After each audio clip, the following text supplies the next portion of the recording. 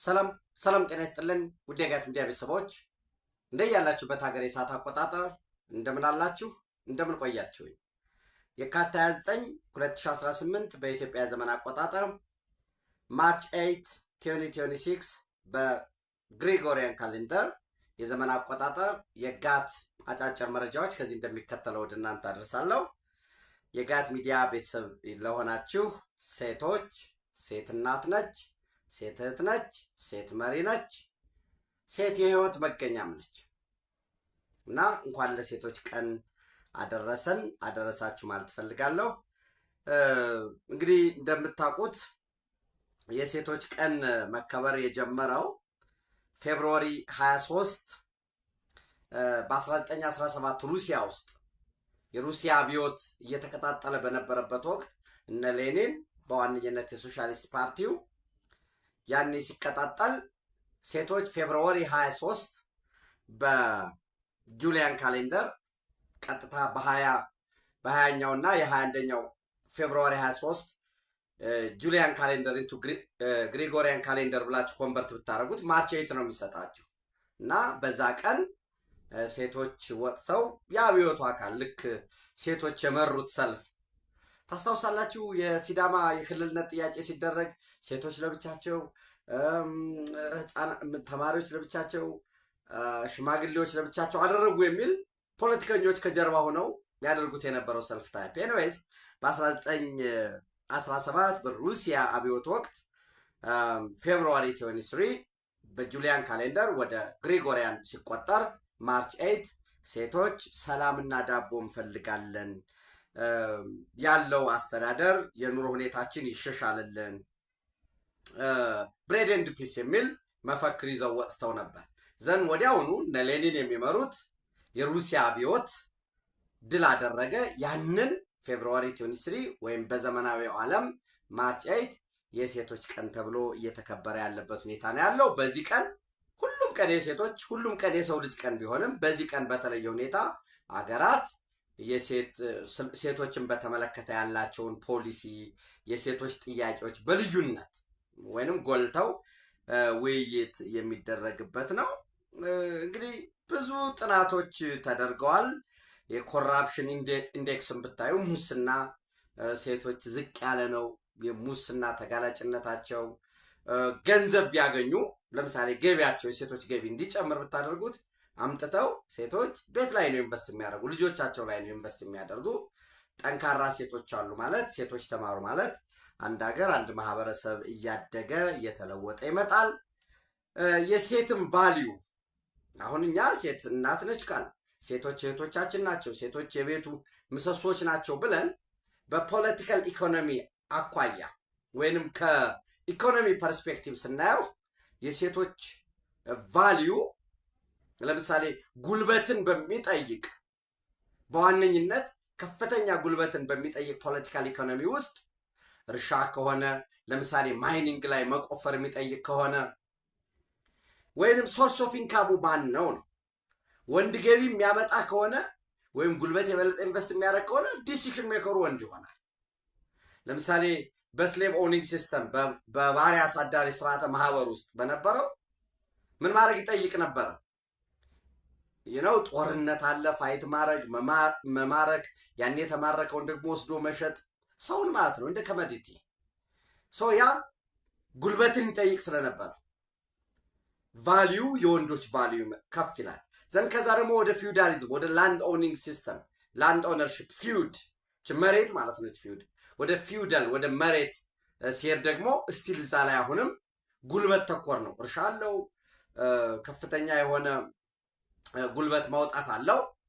ያ እያደገ ወደ ቡርዣው የቡርዤስ ትንንሽ እርሻው ላይም የተመሰረተ ከእርሻው ላይ በምትገኘው ውስን ትርፍ ሰርፕለስ ሲደመር ደግሞ የእሴት በመጨመር ከተሞች አካባቢ ትንንሽ ቤቶች፣ የጎጆ ኢንዱስትሪዎች ማቋቋም፣ ፋብሪካዎች፣ ትራንስፖርት መስጠት፣ ያቺው የቡርዣ ትንሽዬ ካፒታል መፈጠር ሲመጣ የሴቶች ዋጋ ከዛ ጉልበት ተኮር ካለው እየቀነሰ ይመጣና ቫሊዋቸው እየጨመረ ይመጣል። ቢያንስ በዛ ጥቃቅን ፋብሪካዎች ውስጥ ጥቃቅን ሰርቪስ በሚሰጡ አካላት ውስጥ ሴቶች እየተሳተፉ ገቢ ማምጣት ስለጀመሩ ዘንድ እንግዲህ የቡርዣው ስርዓተ ማህበር እያደገ ወደ ካፒታሊዝም ሲያድግ ፒውር ካፒታሊዝም ሲሆን ለምሳሌ ዛሬ በዓለም ላይ ጣሊያን ብትሄዱ ሴት ነች መሪዋ፣ ሜክሲኮ ብትሄዱ ሴት ነው መሪዋ።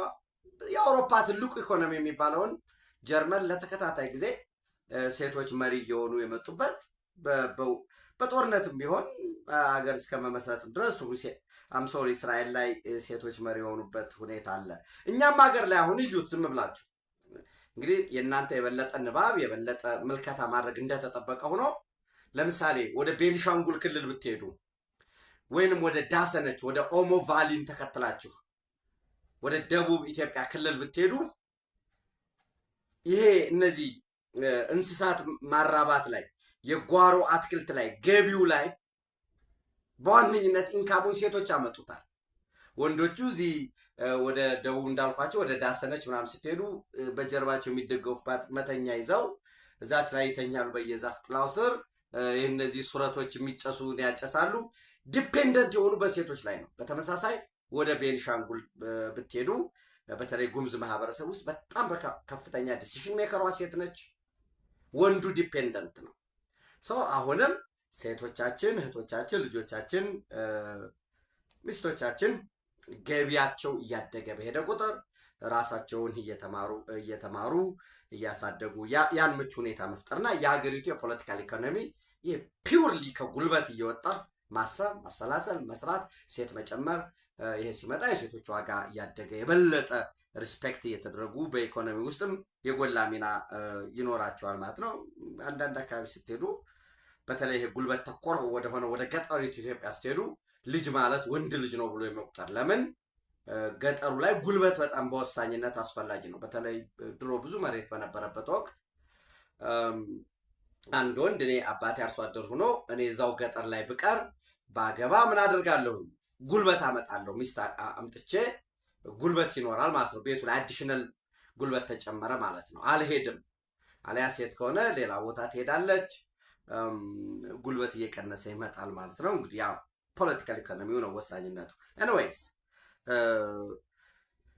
በፖሊሲዎቻችን አጠቃላይ አሰራሮቻችን የተቋማት ፍልስፍናዎች ለሴቶች የሚመቹ ሴቶች እንዲመቹ ሲደረግ ዝናት ፎር ይህ ዝም ብሎ ለፖለቲካ ቋንቋ ለፖለቲካ ፍጆታም ሳይሆን ሴቷ መማሯ ሴቷ ወደ ውሳኔ ሰጭነት ማደጓ በወሳኝነት በጎላ ሚና አገርን ስለሚያሳድግ ማለት ነው።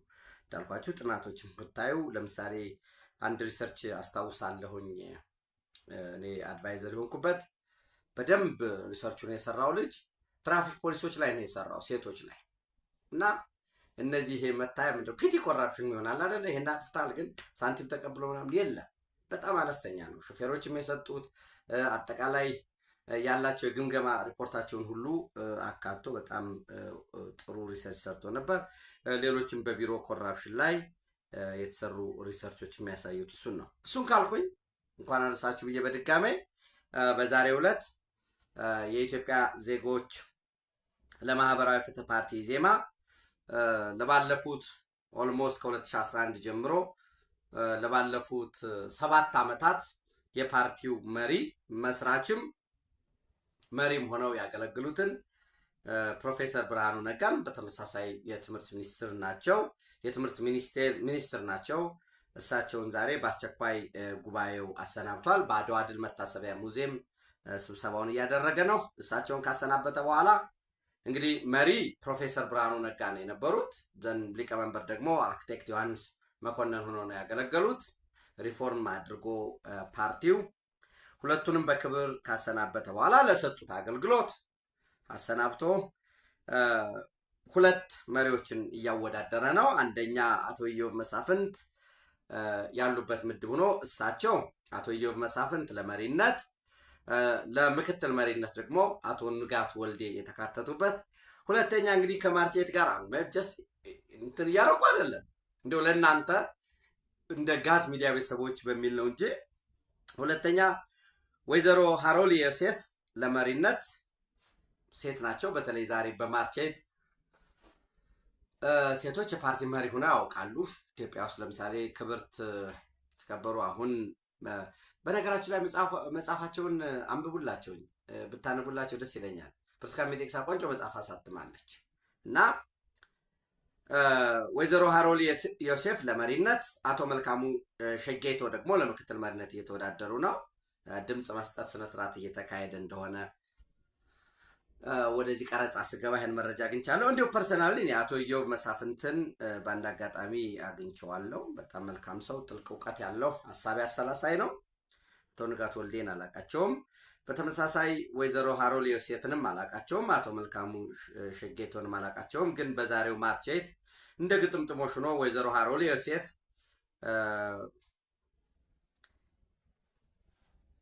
ደስ ወደፊት ቢመጡ፣ አቶ ኢዮብ መሳፍንትም በጣም ጎበዝ ናቸው። ኤኒዌይስ ታች የፓርቲው ስራ ነው፣ የአባላቱ ስራ ነው። ማን ይምራኝ ማን አይምራኝ፣ ማን ነው ትክክል ለድርጅቴ ወደፊት የሚያስፈነጥረው የሚለውን የፓርቲው አባላት የሚወስኑት ነው። ዞሮ ዞሮ ለአስቸኳይ ጉባኤ ተሳታፊዎችም መልካም ጊዜን እመኛለሁኝ።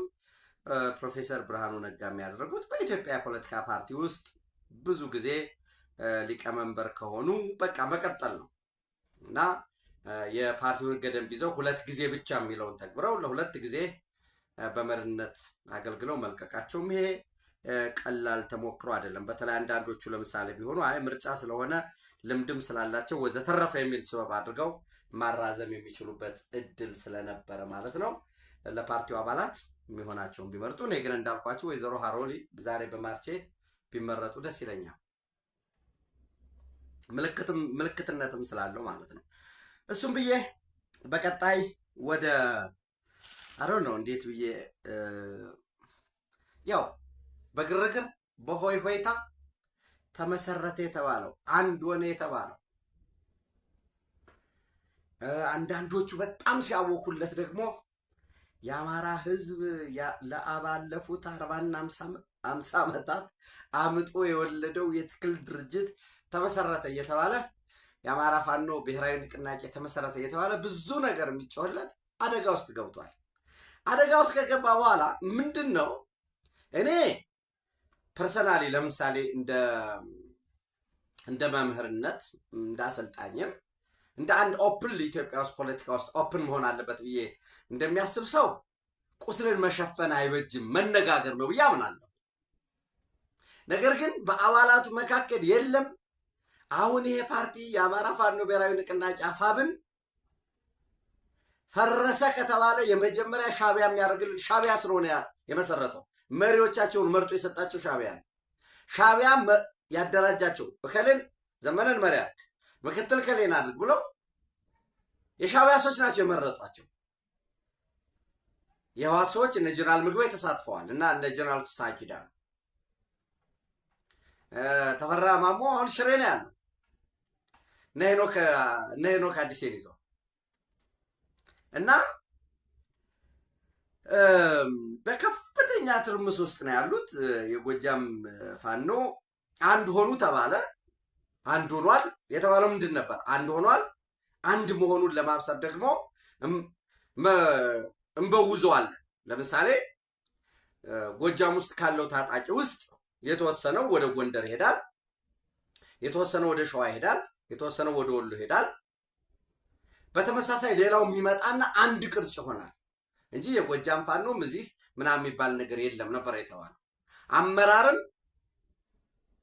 እንዲሁ እንበውዘዋለን በቃና አንድ ወጥ ቅርጽ ይዞ አማራዊ ድርጅት ይሆናል የሚባል ከተባለ በኋላ ያ መሆኑ ቀርቶ እርስ በርስ በከፍተኛ ደረጃ ለመጠፋፋት እየተፈላለጉ ነው ያሉት።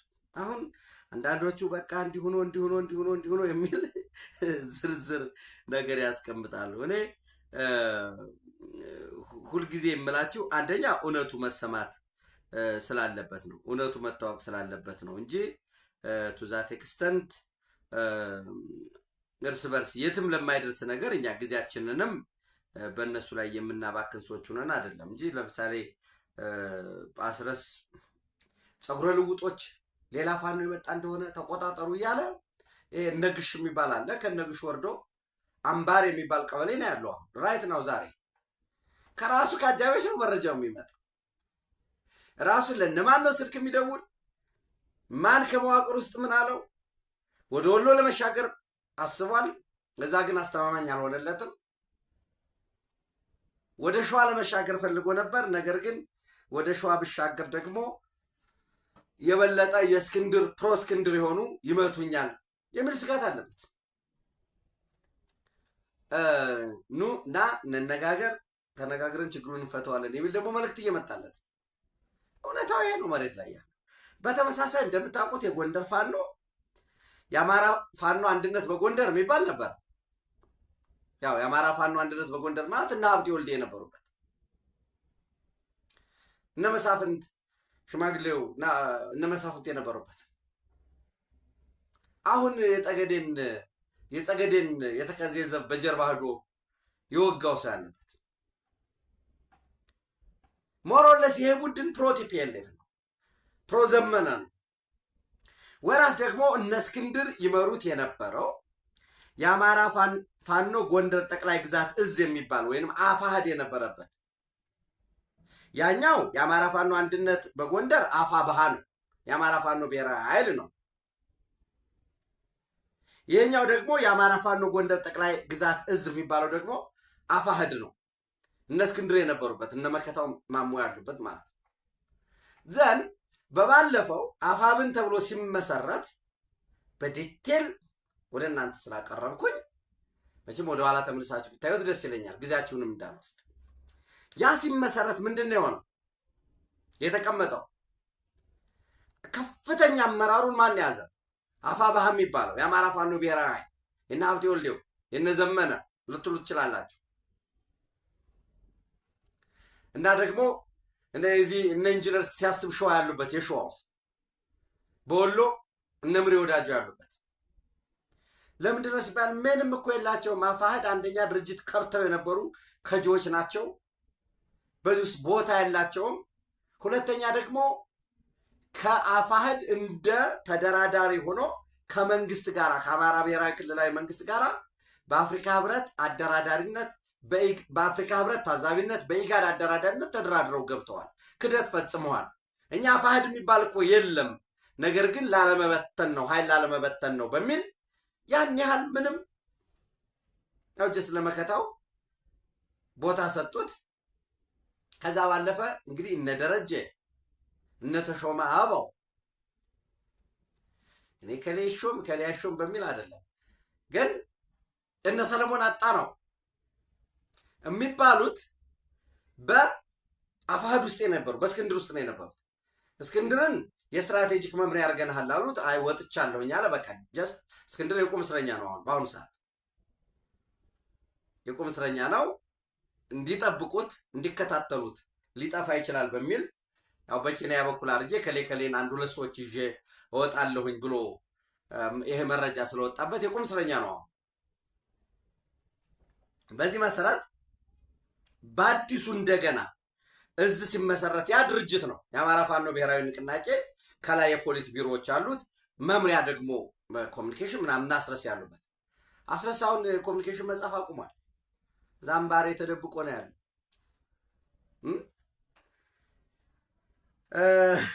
እና የአማራ ፋኖ ጎንደር ጠቅላይ ግዛት እዝ የሆኑት አሁንም ይህን ያህል ጦር ይዘን እነ ተሾመ አበባው ሌሎችም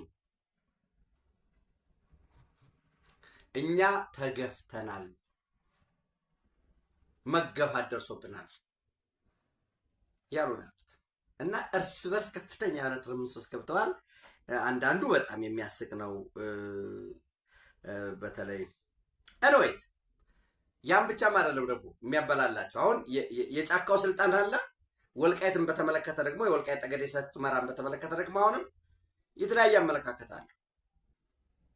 አንዱ የወልቃይት ጠገዴ ሰቲት ሁመራ የሚባል ነገር የለም፣ የተከዜ ዘብ የሚባል ነገር የለም፣ ግማሽ ላጭተን ግማሽ ጎፈሬ አንከተልም፣ እንመተዋለን፣ ጠርገዋለን፣ ከህወሓት ጋር ሆነን ከሻዕቢያ ጋር ሆነን ድጋፍ ከሰጡን ከማንኛውም የምስራቅ አፍሪካ ተዋናይ ኃይሎች ጋር ሆነን ጥቅማችን እናስከብራለን የሚል እነዘመነ ያሉበት የሻዕቢያ ክንፍ አለ።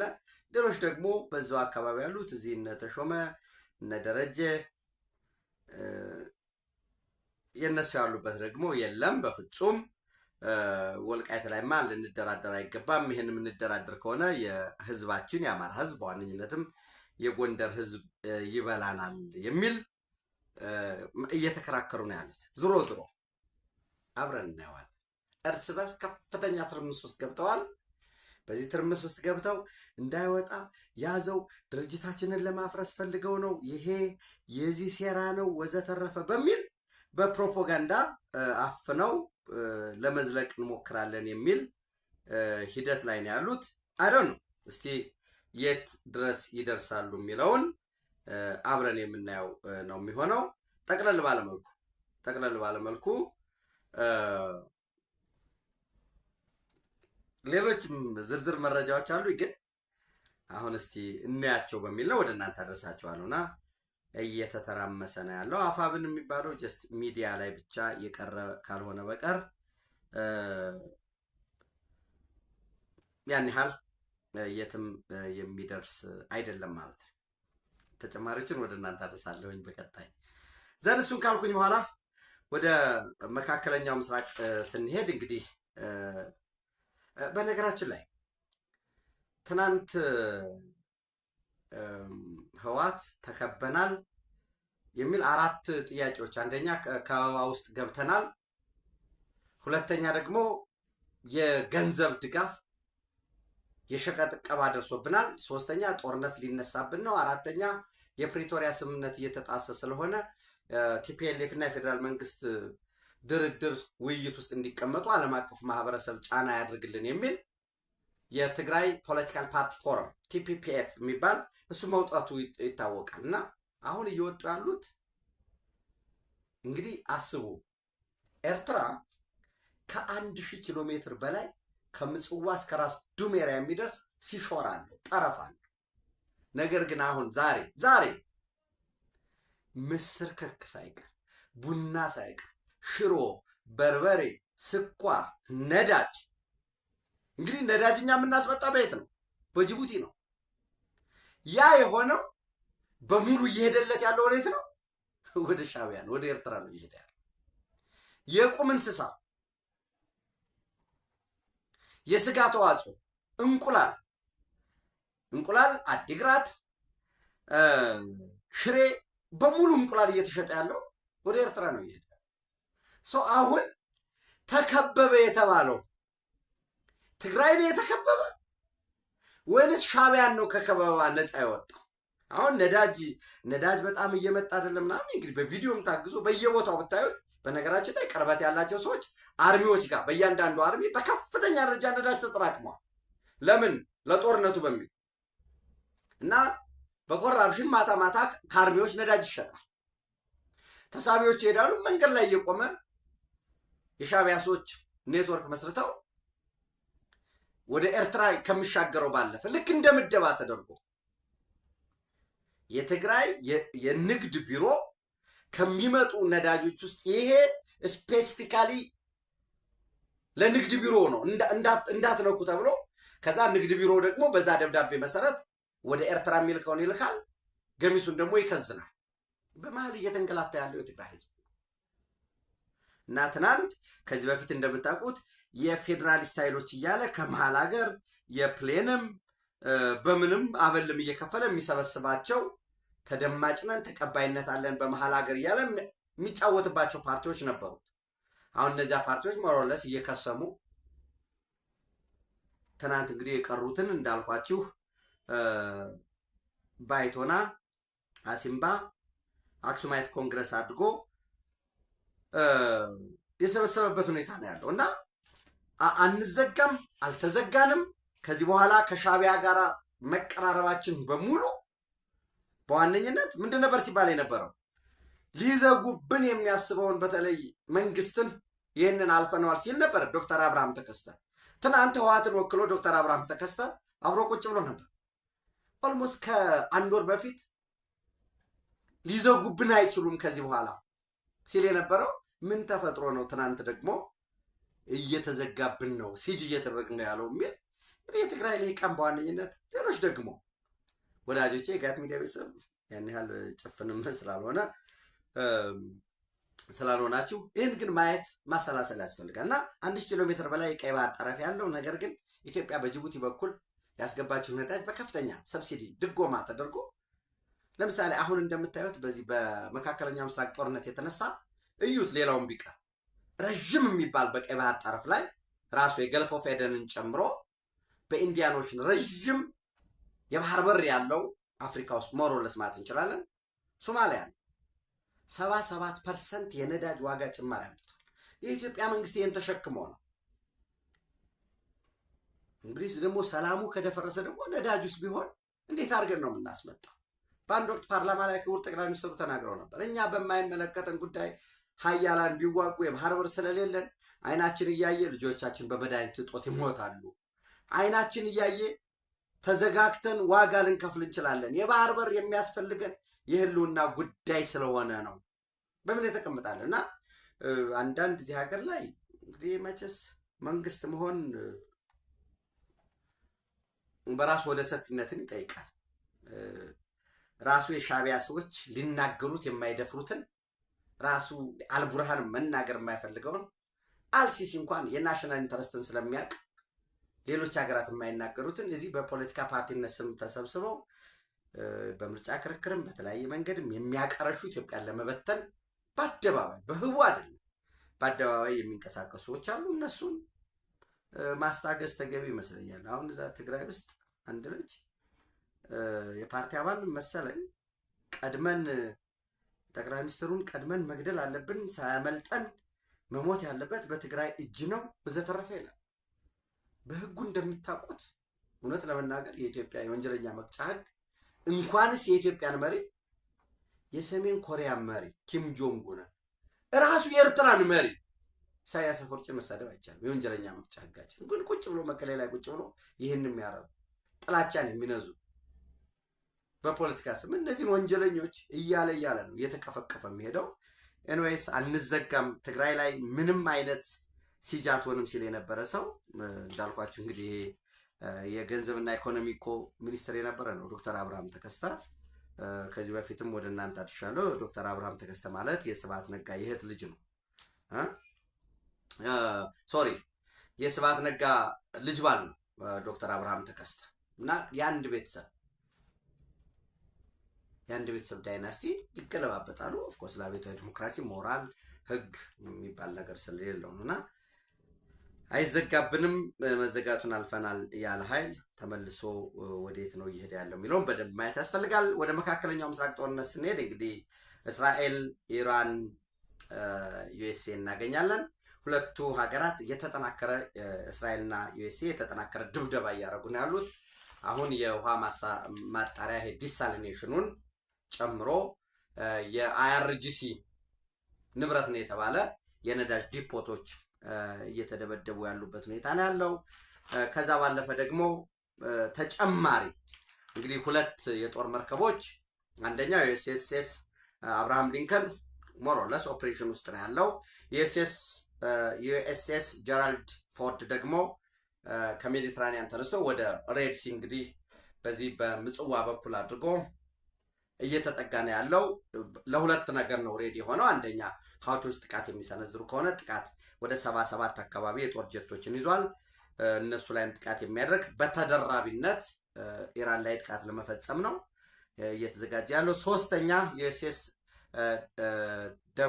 ጆርጅ ደብሊው ቡሽ ደግሞ እየተንቀሳቀሰ እንዳለ ነው። ኢስተርን ሜዲትራኒያን ላይ ሆኖ ሞሮለስ የግሪክ ቆጵሮስ አካባቢ ላይ ሆኖ በቀይ ባህር በኩል በኢንዲያን ኦሽን አድርገው እንግዲህ ኢራን ላይ ጥቃት ይፈጽማል ነው የሚል ያለው።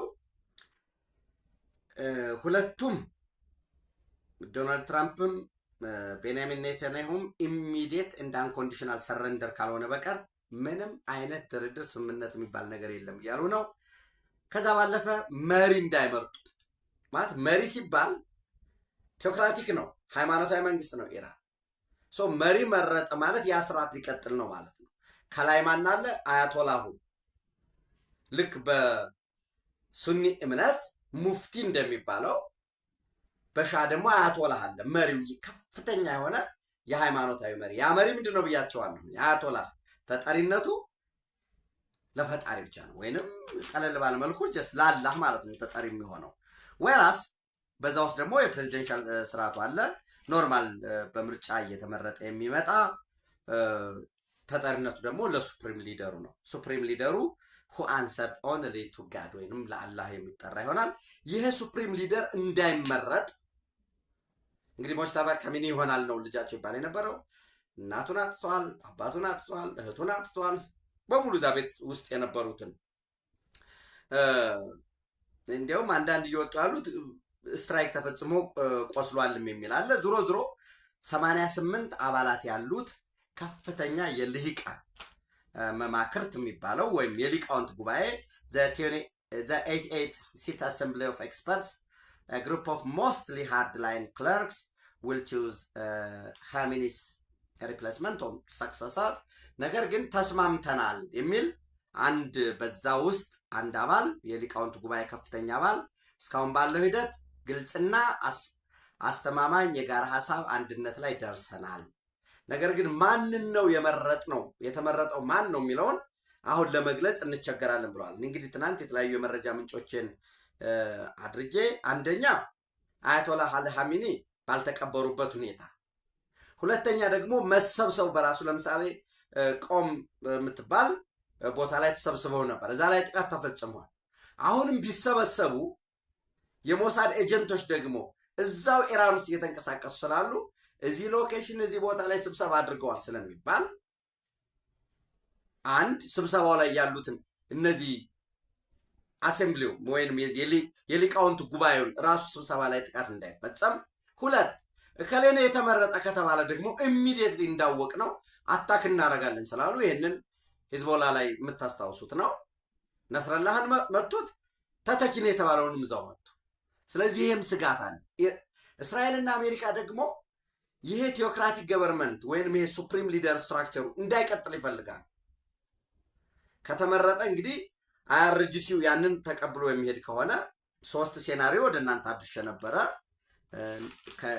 እኔ የተጠቃለለ ሴናሪዮ ወይንም ኢራን አፍተር ኻሜኒ ፖቴንሻል ትራንዚሽንስ ኢን ዘ ኮንቴክስት ኦፍ ኮንፍሊክት የሚል የኤሚሬትስ ፖሊሲ ሴንተር በኤሚሬት የፖሊሲ ማዕከል የኢራን ጥናት ክፍል በ5 ማርች 2025 3 ሴናሪዮ አስቀምጦ ነበር። አንደኛው እርስ በርስ ጦርነት ወይም ኬስ ውስጥ ይቀጥላሉ። የአያቶላህ አሊ ኻሜኒ መሞት ያስደሰተው ክፍል አለ፣ የተቆጨ ክፍል አለ። ይሄ ሁለቱም እየተጋጩ ወደ እርስ በርስ ጦርነት የመሄድ እድሉና ተራዛሚ ግጭት የማጋጠም እድሉ ሞስት ላይክሊ ነው፣ ከፍ ያለ ነው የሚል አለ። ሁለተኛው የለም ሪጅሙ ይሄ ካውዥን ሆኖ ጠንክሮ ይወጣል። አይአርጂሲውም የኢራን ሪቮሉሽነሪ ጋርድ ኮርፕስም ተጠናክሮ ለራሳቸው ህልውናም ሲሉ ይህንንም ስርዓት ለማስቀጠል በሚል ጠንክረው ይወጡና አሁን ያለውን ይህንን ኢስላሚክ ሪፐብሊክ ስቴቱን ያስቀጥሉታል። ኢስላሚክ ሪፐብሊክ ኦፍ ኢራንን ያለውን የቴዎክራቲክ የሆነው በአያቶላህ መመራቱ ሱፕሪም ሊደር እንደ ፕሬዚዳንት ያለውን አሁን የምትቀጥሏ መሪ ሞተ ካልሆነ በቀር ይቀጥላል የሚል ያስቀመጡታል። ሶስተኛው ነው አይአርጂሲ ውስጥ ያሉ አመራሮች ምንም እንኳን ከፍተኛ አመራር የሚባለው በየጊዜው እየተመቱ ቢያልቁም ቀሪዎቹ ተጠናክረው ከምዕራባውያን ጋራ ውስጥ ነው ስምምነትን ፈጥረው መፈንቅለ መንግስት አድርገው ወደ ወታደራዊ አመራር ለተወሰነ ጊዜ ይቀጥልና ቀጥሎ ደግሞ ወደ ዲሞክራቲክ ትራንዚሽን ይሄዳል የሚል 3 አስቀምጧል። አሁን የእስራኤልም የአሜሪካም ዋነኛ ፍላጎት ሱፕሪም ሊደሩ እንዳይመረጥ ነው። ሱፕሪም ሊደሩ ከተመረጠ አይአርጂሲውን ያስተባብረዋል። አይአርጂሲው ደግሞ ኢራን ውስጥ ከፍተኛ የሆነ ኢኮኖሚዎችን የሚያንቀሳቅስ ነው። ነዳጅ ብትሉ የጦር መሳሪያ አምራች ነው። የፋይናንስ ተቋማት አሉት። በተለያዩ ሀገራት በተለያዩ ስያሜዎች ስም ኢንቨስትመንቶች አሉት። የአፈር ማዳበሪያ ፋብሪካ ሳይቀር ትልልቅ መርከቦች፣ የንግድ መርከቦች አሉት። ትልቅ ግዙፍ ነው። ስለዚህ ሱፕሪም ሊደሩ ተመረጠ ማለት አይአርጂሲውን አጠናክሮ አሁን ያለው የደረሰበት ውድመት እንደተጠበቀው ነው ሊያስቀጥል ይችላል ነው።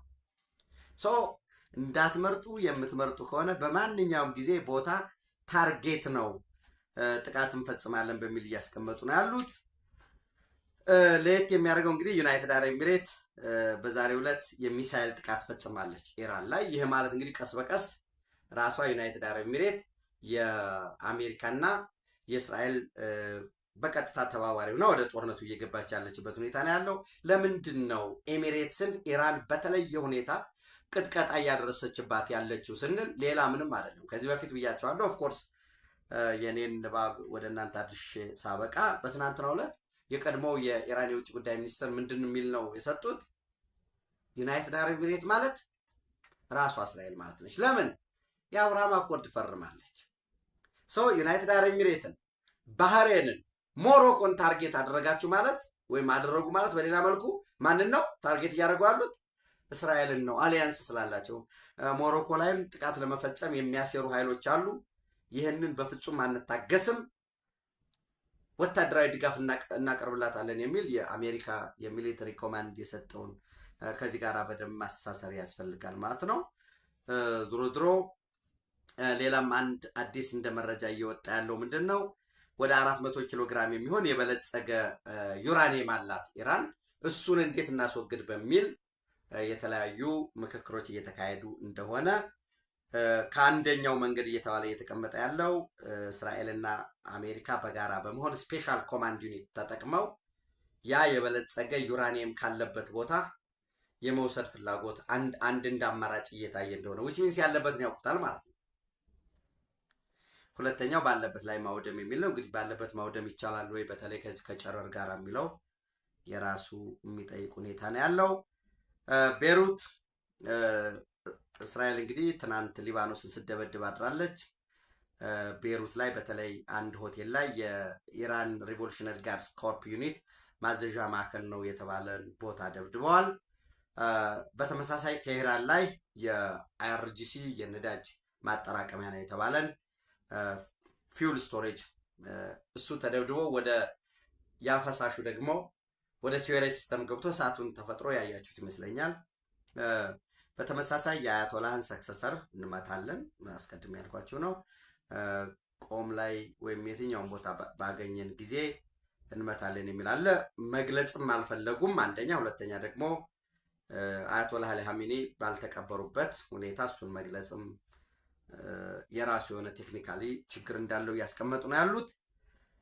ዘ ኢንዲፔንደንት በሰበር ዜናው መርጠዋል የሚል አምጥቷል። ኢራን ሃዝ ኢሌክትድ ኤ ኒው ሱፕሪም ሊደር ማን ነው የሚለው እንግዲህ ባለው ሞሳድ ጥቃት አይፈጽምባቸውም ወይስ ምንድን ነው የሚደረግ የሚለውን አብረን የሚከታተለው ነው የሚሆነው። አብራችሁ ስላላችሁ አብራችሁ ስለምትሆኑ እጅግ የከበረ ምስጋና ይድረሳችሁ። ሸር አርጉ፣ ላይክ አርጉ፣ ሀሳብ አስተያየታችሁን አካፍሉ። የጋት ሚዲያ ሜምበር ሁኑ። ጋት ሚዲያን በሱፐር ቻት በሱፐር ታንክስ ደግፉ። በብዛት ሸር አርጉ። ተጨማሪ ወሳኝ አስተማማኝ የሆኑ መረጃዎችን በጋት ዕለታዊ ምሽት ወደ እናንተ ማድረስ ይሆናል። ቴንክ ዩ